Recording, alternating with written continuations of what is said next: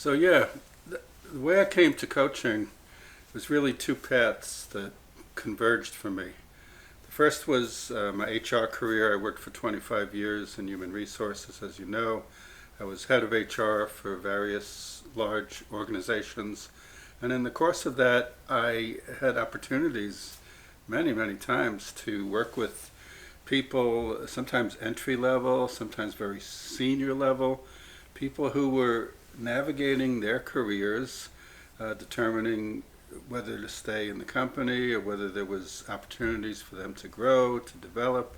I really loved that aspect of the job. Really found that gave me a lot of meaning and a lot of pleasure to work with people in that regard.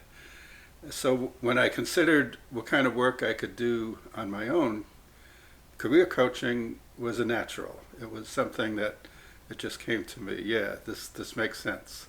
I sometimes very tactical the way I work with people as a career coach. Sometimes it's purely resume, LinkedIn profile, interviews, how to find interviews, how to find opportunities, how to negotiate offers, all the nuts and bolts parts of being good at doing a job search.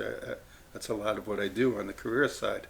But often happens in the course of talking about careers, the personal side leaks in.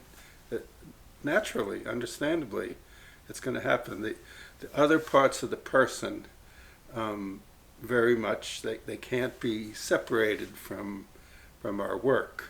And that's the second path that converged for me. Before my HR career, I worked for 5 years full-time in the ministry. And so in the course of that, I had training in what's called pastoral counseling, how to ask the right questions at the right time, how to sort through different issues of somebody who's seeking that kind of counseling. So that too is part of what really feeds into what I do today.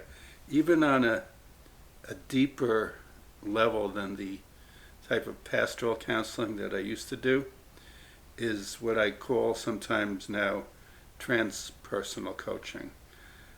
I had opportunity, the privilege to, in the type of ministry that I did, to be in confession with people who would come in sometimes just broken and their life in pieces, and to still see like the nobility of every person wanting to be a better person, wanting to put their life back together. It's unbelievable to be able to accompany somebody in that way. So that was the other way that led me into life coaching. So the two, in different degrees, those two ingredients. Sometimes it's 50-50, sometimes it's all career-based, tactical, sometimes it's very much life coaching, and sometimes it's a lot of both. There are two verses from literature that feed, that really inform and inspire the work that I'm doing now. The first is from the American poet Walt Whitman, who wrote, "Everything that you have been told, re-examine it, and reject that which insults your soul." Re-examine all you have been told, and reject that which insults your soul. Incredible. That we've been told a lot of things in the course of our lives. As children, we're told things. When adults tell us things when we're kids, we tend to believe what the adults in our lives tell us, and sometimes it may have steered us a little bit. A lot of it may have been encouraging and edifying, but some of it not so much. So Walt Whitman's words, they stay with me a lot, because we have to be able to re-examine what we've been told and decide for ourselves who we are. who we are. Nobody else can tell us that. And that's a beautiful thing to be able to make it your own.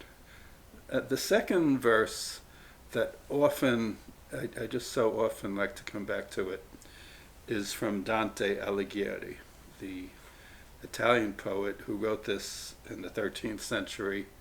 In his Divine Comedy, the opening lines, he says, "In the middle of the journey of our life, I awoke in a dark wood where the true way was wholly lost." In the middle of the journey of our life, I awoke in a dark wood where the true way was wholly lost. I tell you, I had a time in the middle of my life where I felt like I was waking in a dark wood where I didn't know what the path was before me. It's incredible that he wrote that in the 13th century. But what happens in that story, in that epic poem, is that the pilgrim, who's the central character, is given a guide because he doesn't know whether to go up or down, has no idea which way to go. He's given a guide in the form of the Roman poet Virgil, who helps to show him through the twists and turns, through hell, through purgatory, and right to the gates of heaven. And I see my work in some ways. I want to be like Virgil. I'm the guide. The guide, it's your journey. You're the person who I'm working with. I always keep that in mind. It's your journey, but I can point out to you, I can ask questions, right, certain questions at certain times. I can point out possible pitfalls. I can reflect things back. And I can give accountability too, which is a wonderful thing that so many people say is the best thing about coaching, that they can be accountable to somebody with their goals and their objectives of where they want to go, what they want to be. So yeah, Whitman and Dante. And that's how I came to coaching, really, those two paths for me, the HR path and the ministry path. And that's how I got to where I am. It is, for me, it is an honor. It's a privilege to be able to do that kind of work. And I'm so happy that I'm doing it, that I continue to do it.